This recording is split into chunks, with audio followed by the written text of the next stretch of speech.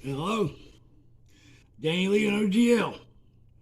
We're gonna do something a little different this time. We've tried hardware and different programs to where we can record these reactions and actually watch them simultaneously, even though we do watch them at the same time. And I don't hear his intake or output, and he don't hear mine. So that works because a lot of times it's the same, and that's really cool to us. But so, like, I'm doing this now, and he's doing it in Indiana, and so we made a plan. We're gonna stop it out to the first verse before the chorus kicks in, and then after the second verse, the chorus ends. So, I don't know if that's a good choice or bad choice, but that's the way we're gonna do it. To try to do this thing together, we have successfully made it work. It's just that it lags and it just isn't up to my standards. So I'd rather do it this way because it presents better, it sounds better. I put my own audio in it. So, and also it seems that through a service I use to help tell you what's hot and what's not, what trends, and it seems that John Farnham started trending right around the time that we did our first reaction. So shout out to the first time my little channel's ever made a wave. So I think a wave is appropriate with the Farnham fans, the Farnsey fans. Right, so now for a more serious note. John Farnham has surpassed everything I thought he would. So he's already awesome to me. He also reminds me of Maynard James Keenan, my singer. Which I might make a documentary about that sometime, but I won't get into all that now. Try to steal John's thunder, but that hits me hard too because you can watch any of my other videos. I don't say that about anybody. So anyway, but to say this, rock my world with You're the Voice. Right here, and I'm looking at the crowd right now. I got it paused. I'm always scared to go back, but because I might not go crazy this time. I went crazy that time. And then again, I might. I've had breathing treatments. I had a couple people recommend this. Get your oxygen tank ready. I got it all. It ain't running because it'll the whole time and sound like shit. So I don't want John to sound like shit. Not that he would, but anyway, you meant what I knew. That's the thing me and Greg's been doing for a long time. Everybody don't understand it, but you knew what I meant. So my point is, then Black Dog, I had to admit, he outsang Robert Plant. He did.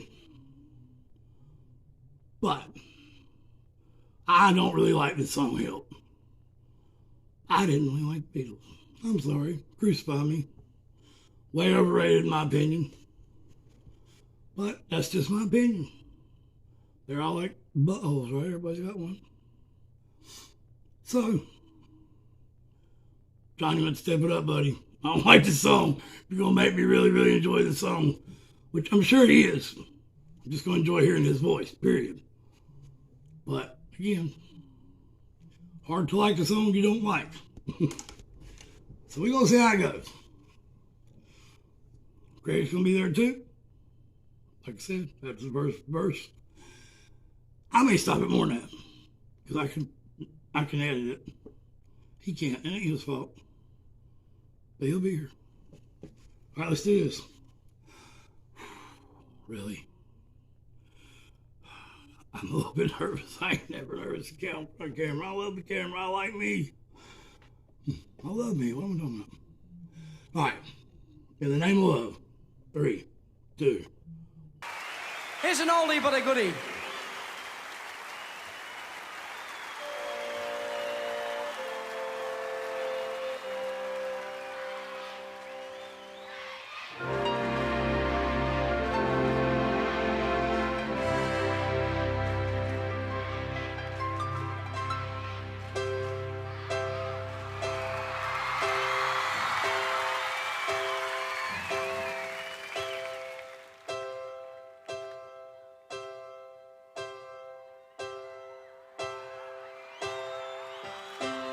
When I was younger, so much younger than today, I never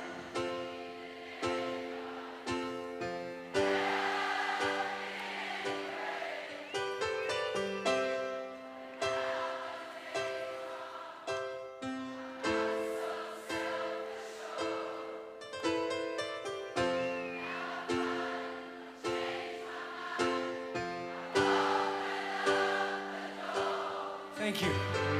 Help me if you can, I'm feeling down. And I do appreciate you being round. Help me get my feet back on the ground. Won't you please, please help me?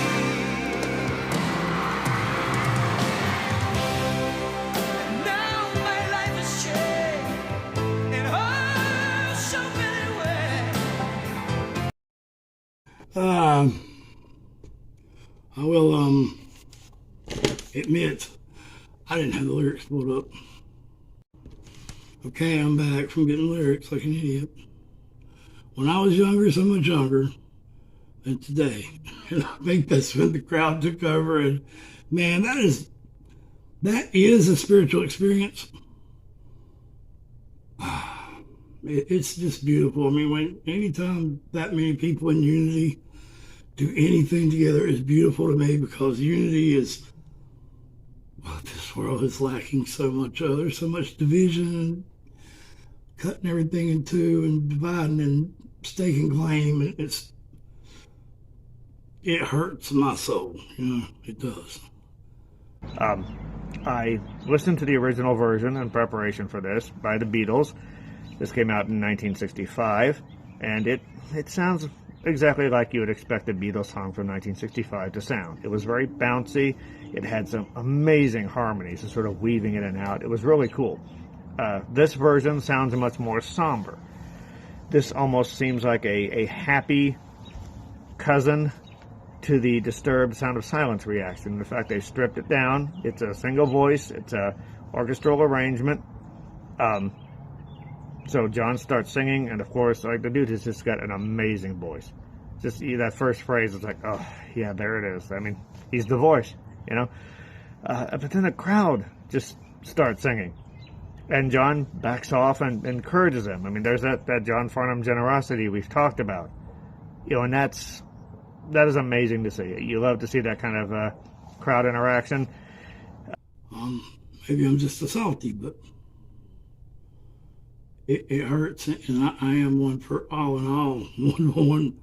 One in all. We're all one.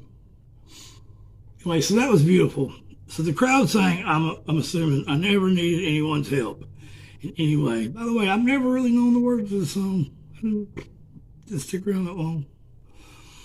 But now these days are gone. I'm not so self-assured.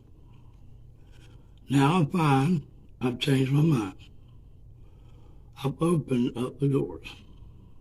It just has a generally magical feel, I think. So I don't know why that surprised me, because that's, John does have that great connection with the crowd, but it's super cool. So gotta go back to the song now, as I'm very interested to see where this goes. But yeah, it's beautiful. It is. I'm really struck that the words are so profound, because the song kind of sounded stupid to me. Help, is there anybody? Ain't that the song we're talking about here? I mean, wow. If it is, props to John Farnham, man. You did make this song your own. That's badass, because, yeah, that was the corniest stanzas, and that's why I didn't care about the words. I mean, I'm just going to be honest. If you're Beatles fans, I'm sorry. There's probably a lot of you that hate Tool. It's okay. Yeah, that's what I got so far. I got the feels from the audience. All right, let's get back to it. I gotta find better system. My independence seems to vanish in the air, but every now and then I feel so insecure.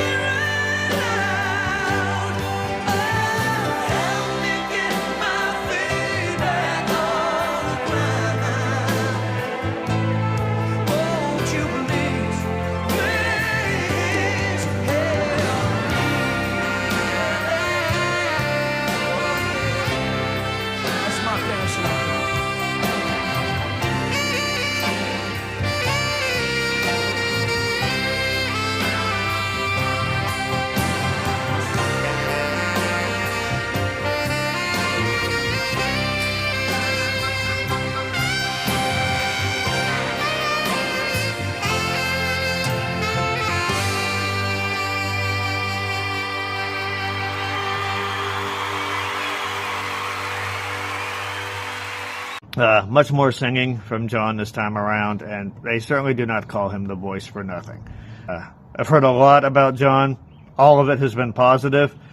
So I was curious, and that mentality kind of did pop in my head. But the minute John opened his mouth, the first time I heard him, was like, okay, yeah, I do kind of get it. You know, even like, again, his presentation, his class, and his poise, like, yeah, John just sort of like immediately made an emotional connection that got right by that analytical aspect. That's not easy to do. That is really, really impressive. John's voice is amazing. He has a clarity that you would expect from an 80s pop singer, that focus, but he can also bring in that rock and roll distortion. John's voice is awesome.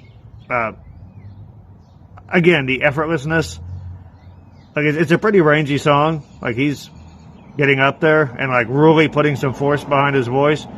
It seems, again, very effortless, but I can tell by his body language and his facial expressions, he's so into the performance. And that, of course, draws you in as a listener. The harmonies here are much simplified. They're much more direct. They don't have like that, weaving in and out quality that the Beatles have. But what they do is they give the vocal a lot of very nice reinforcement. I mean, they sound great. So again, John continues to impress.